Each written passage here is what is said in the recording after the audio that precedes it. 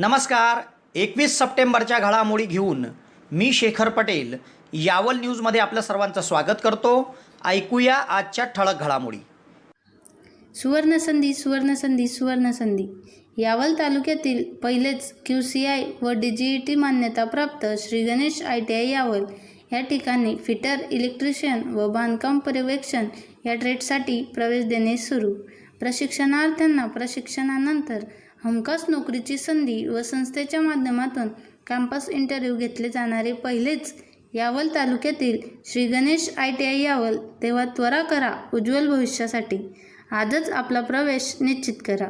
पत्ता: सातोद रोड, नवीन कन्या शाळेजवळ, श्री गणेश ITI यावल. संपर्क: 93 70 94 84 82.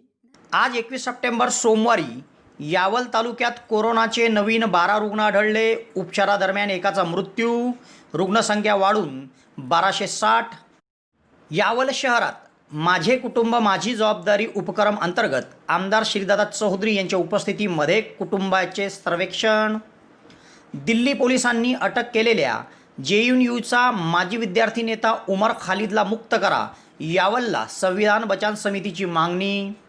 यावल तालुक्यात रविवारी झालेल्या पावसामुळे ज्वारी, केळी पिकासह पपई बागांचे मोठे नुकसान.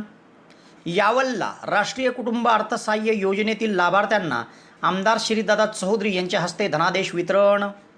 मनवेल येथे 68 वर्षीय कोरोनाग्रस्त महिलेची कोरोनावर मात. गावात परतल्यावर नागरिकांनी केले स्वागत.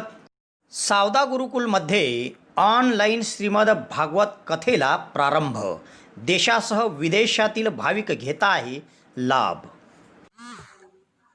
नमस्कार. यावल येथील मॉडर्न इंग्लिश मीडियम स्कूलमध्ये गेल्या काही दिवसांपासून ऑनलाईन अभ्यास हा सुरू झालेला आहे. त्याचप्रमाणे ऑनलाईन अभ्यासक्रमासोबतच वेगवेगळ्या ॲक्टिव्हिटीसुद्धा घेण्यात येत आहे. तसेच दिनांक 21 सप्टेंबर 2020 वार सोमवारपासून आपल्या मॉडर्न इंग्लिश मीडियम स्कूलतर्फे फर्स्ट युनिट टेस्ट घेण्यात येणार आहे, ज्यात शिकवण्यात आलेल्या विषयांवर आधारित PDF स्वरूपात प्रश्नपत्रिका दिल्या जाणार आहे. तसेच ज्या मुलांचे ॲडमिशन शाळेत असतील त्यांना घरपोच किंवा शाळेत बोलवून प्रश्नपत्रिका दिल्या जाणार आहे. ज्या पालकांना या प्रश्नपत्रिका हव्या असतील त्यांनी modern English medium school Yawal यांच्याशी संपर्क साधावा. संपर्क क्रमांक 8329565960, 8669064726, 9766077875. थँक्यू. आता ऐकूया सविस्तर घडामोडी.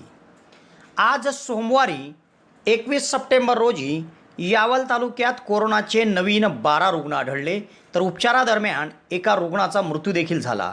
तर यावल शहरात एक रुग्ण मिळून आला आहे. तेव्हा आता रुग्णसंख्या वाढून 1260 झाली आहे, तर मयतांची संख्या वाढून 54 झाली आहे. आज सोमवारी 21 सप्टेंबर रोजी जळगाव जिल्हा शासकीय वैद्यकीय महाविद्यालयाच्या कोरोना रुग्णालय तसेच कोविड केअर सेंटर फैजपूर आणि विविध ठिकाणी घेण्यात आलेल्या अँटीजेन रॅपिड टेस्टच्या प्राप्त अहवालानुसार आज सायंकाळपर्यंत यावल तालुक्यात कोरोनाचे नवीन 12 रुग्ण आढळले. या 12 रुग्णांमध्ये 7 रुग्ण एकट्या मनवेल गावातील असून त्याच गावातील एका 65 वर्षीय वृद्ध इसमाचा उपचारादरम्यान मृत्यू देखील झाला आहे. त्याचप्रमाणे यावल शहरामध्ये एक 54 वर्षीय व्यक्ती हा कोरोनाबाधित आढळला असून सदर व्यक्ती महाजन गल्लीतील रहिवासी आहे. तर फैजपूर शहरामध्ये देखील एक 30 वर्षीय महिलेला कोरोनाची बाधा झाल्याचे समोर आले आहे.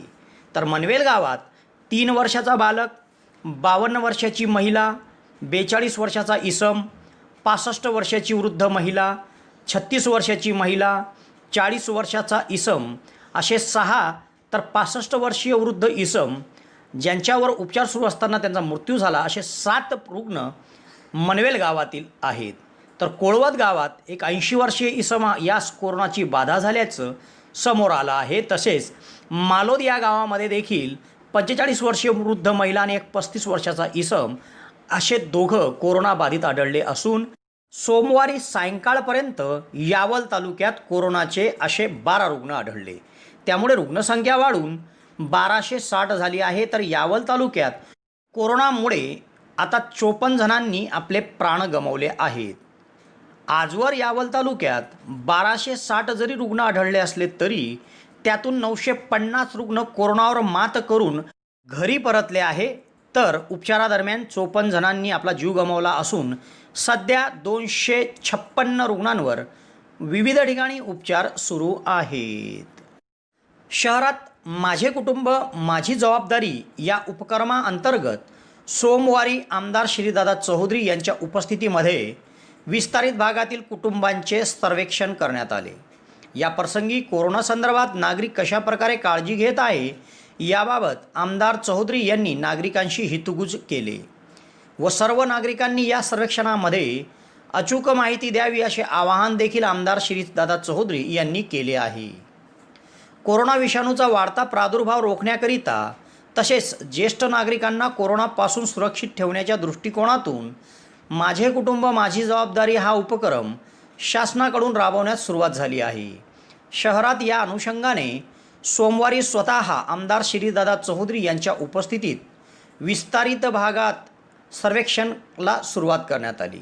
या प्रसंगी नागरिकांकडून कोरोना विषाणूच्या पार्श्वभूमीवर आपल्या कुटुंबास कोरोनापासून कसे सुरक्षित ठेवले जात आहे व कशी आपण नागरिक म्हणून काळजी घेत आहोत या संदर्भातील माहिती आमदार श्रीदादा चौधरी यांनी जाणून घेतली व शासनाकडून सुरू करण्यात आलेल्या माझे कुटुंब माझी जबाबदारी या उपक्रमाच्या माध्यमातून खऱ्या अर्थाने ज्येष्ठ नागरिकांच्या आरोग्यासंदर्भात माहिती देणे प्रत्येक कुटुंबास आवश्यक असून त्या कामी प्रत्येकाने प्रशासनाला सहकार्य करावे असे आवाहन प्रसंगी आमदार श्रीदादा चौधरी यांनी केले.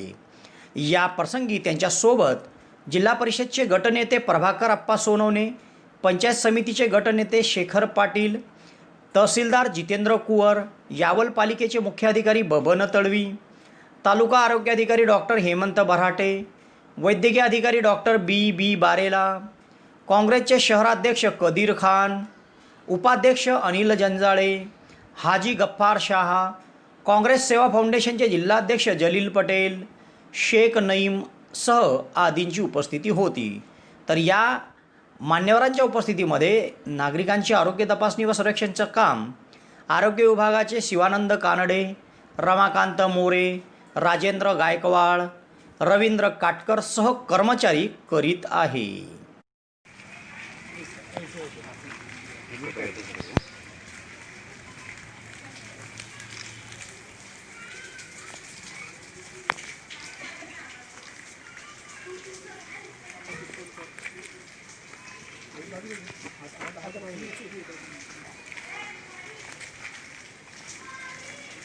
दोन मिनटं धरून ठेवा.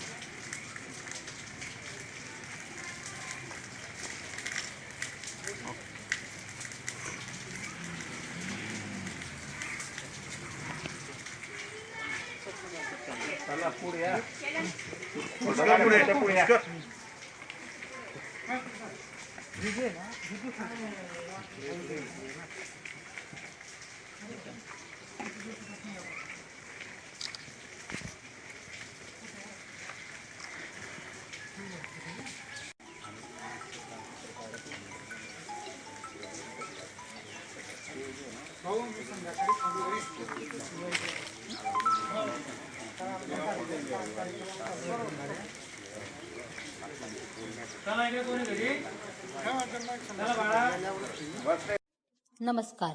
सरदार Vallabhbhai Patel English medium school Yawal का निवडावी? कारण आमच्या स्कूलमध्ये नवनवीन शिक्षण प्रणाली व उपक्रम आत्मसात करून नवीन प्रयोग केले जातात, ज्यामुळे विद्यार्थ्यांच्या विकासाला चालना मिळते. असाच एक नवीन उपक्रम आमच्या स्कूलमध्ये घेण्यात येत आहे, तो म्हणजे ऑनलाईन प्रथम घटक चाचणी. ही चाचणी MCQ, मल्टिपल चॉईस क्वेश्चन अशी असणार.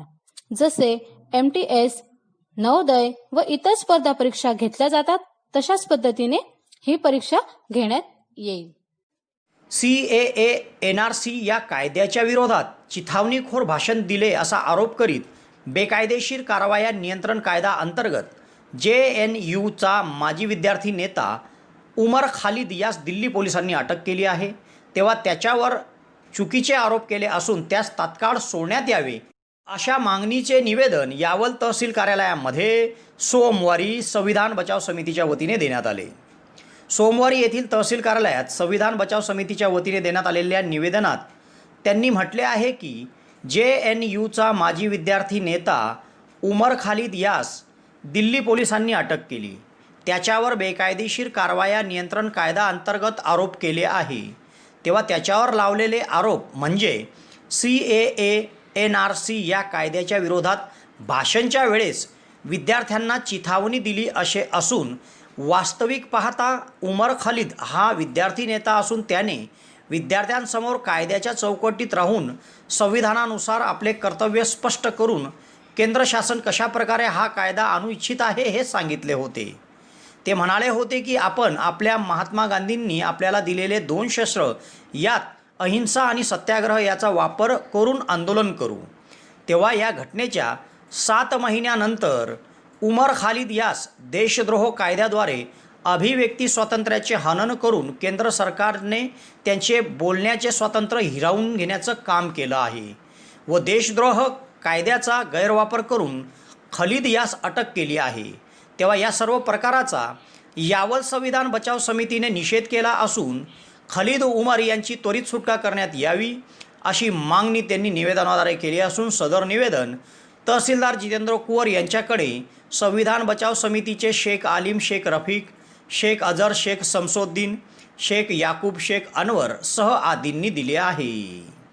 विद्यार्थी नेत्यांसोबत झाली त्यांना CAA संदर्भात भाषण केलं होतं तर त्यांना देशद्रोहाच्या गुन्ह्यामध्ये बंद टाकलेला आहे. त्याचे निषेध करतो तरी सुटका व्हायला पाहिजे.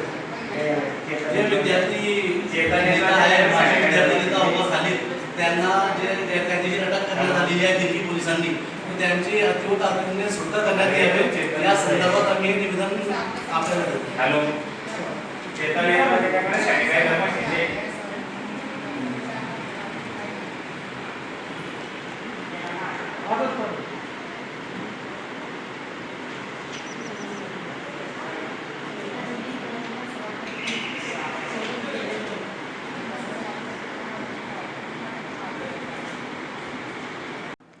तालुक्यात रविवारी दमदार पाऊस झाला.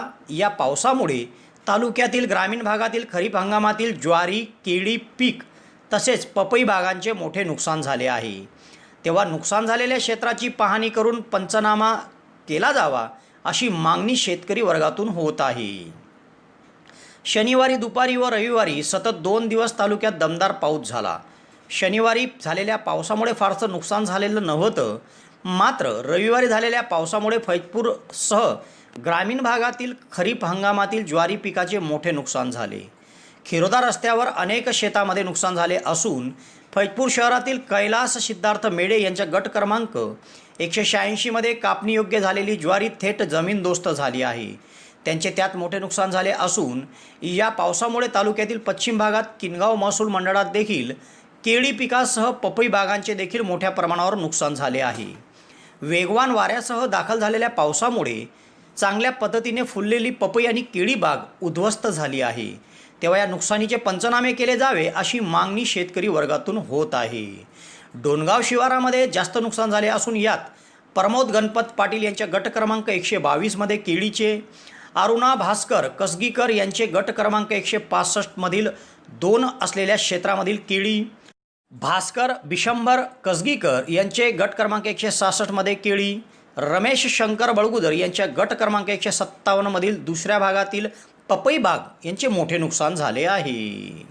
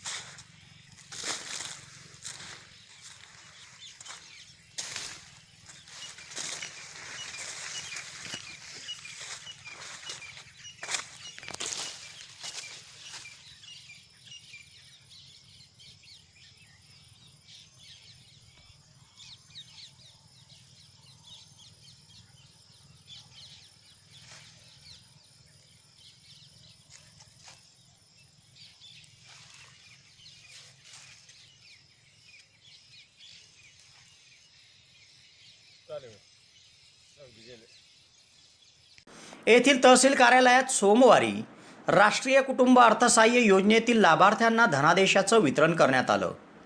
तालुक्यातील 7 कुटुंबांना आमदार श्रीदादा चौधरी यांच्या हस्ते प्रत्येकी 20,000चा धनादेश सुपूर्द करण्यात आला.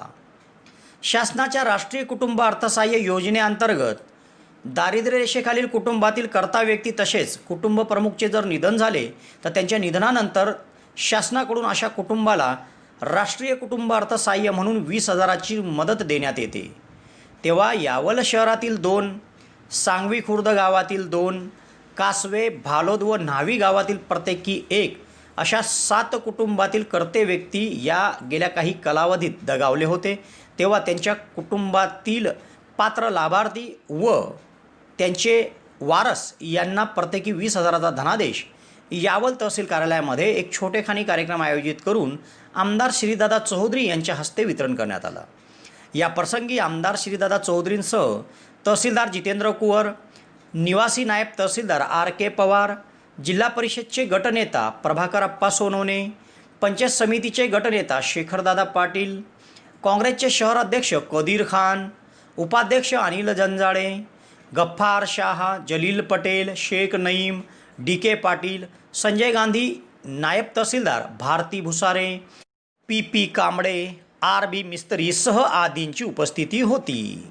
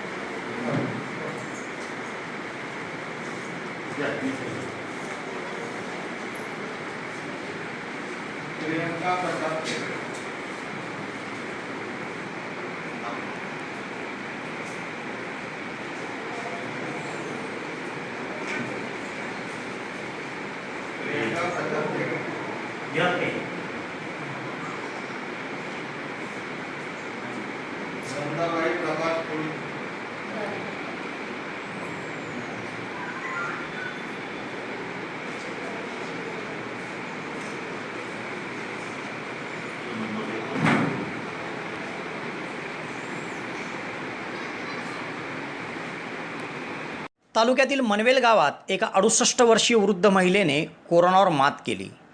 तेव्हा आज सायंकाळी ती महिला गावात परत आल्यावर नागरिकांनी तिचे जल्लोषात स्वागत केले.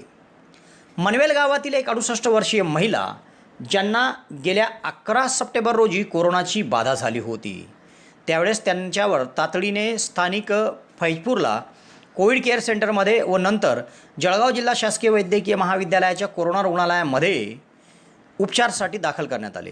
त्या ठिकाणी सक्षमरित्या उपचार केल्यावर सदर महिलेने 10 दिवसात कोरोनावर मात केली आणि आज सोमवारी 21 सप्टेंबर रोजी सदर महिला सायंकाळी मनवेल आपल्या मूळ गावी परतली.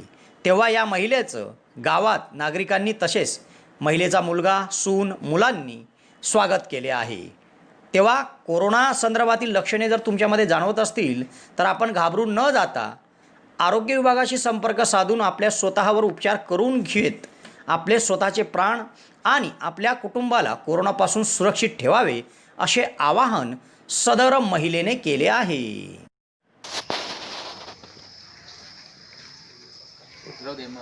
पूजा मी मला फुलं टाक दे ना, अंग बघ फुलं घ्या ना, चालतं ना, फुलांचा इलो चालेल मस्ती चालत चाल चाल द्या.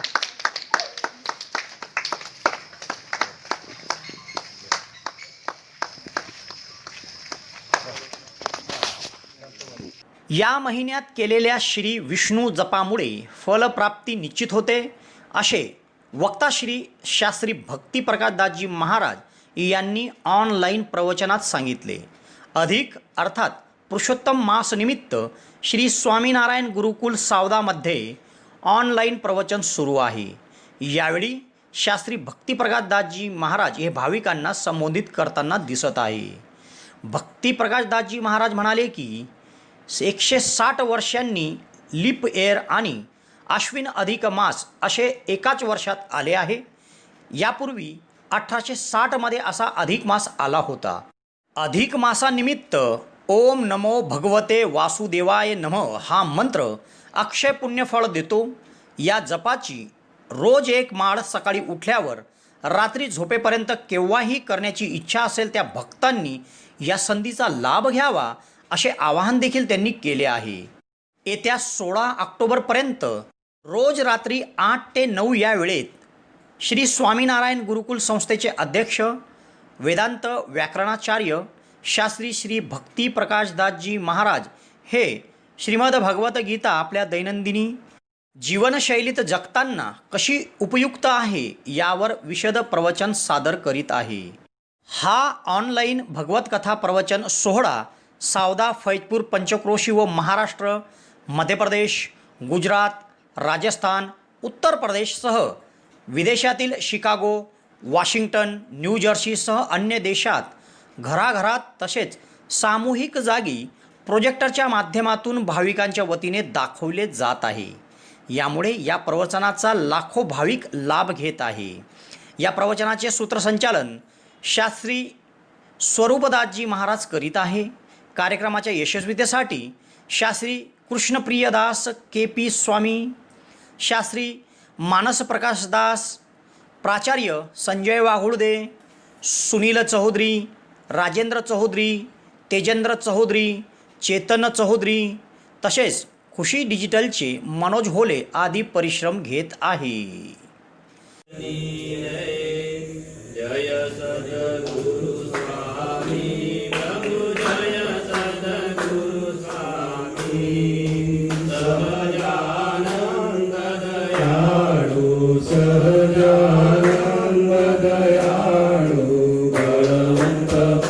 नामी चरण सरोज तमानंदो कर जोड़ी भुवंदो कर जोड़ी चरणे शेष दयाति चरणे शेष दयाति दुख नाचा तोड़ी राधा निज कोड़तनुदारी प्रभु निज कोड़तनुदारी पामर पतित उदार्या पामर पतित उदार्या गणित नर नारी नित्य नित्य नौतम लीला कर करुणा भव की आनंद करे मोक्ति मुक्तानंद करे सुगम करे प्रभु जय सद्गुरु स्वामी. ओम ज्ञानी कानि च पापानि जन्मान्तरकानि च तानि सर्वाणि नश्यन्तु प्रदक्षिणां पदे पदे देवाभिवन्दनम् आत्मरक्षां भगवान श्री कृष्ण परमात्मा की ओर से कुरुक्षेत्र में जिसके मन में विषाद निर्माण हुआ है वैसे नारायण के ही अंश रूप जो नर मतलब अर्जुन उन्हें भगवान भगवत गीता के उपदेश के माध्यम से ये तत्वज्ञान बता रहे हैं कि जो तत्वज्ञान सारे संसार के लिए हर हमेश के लिए उपयोगी है. इस अधिक मास के निमित्त से भगवत गीता के प्रवचनों के माध्यम से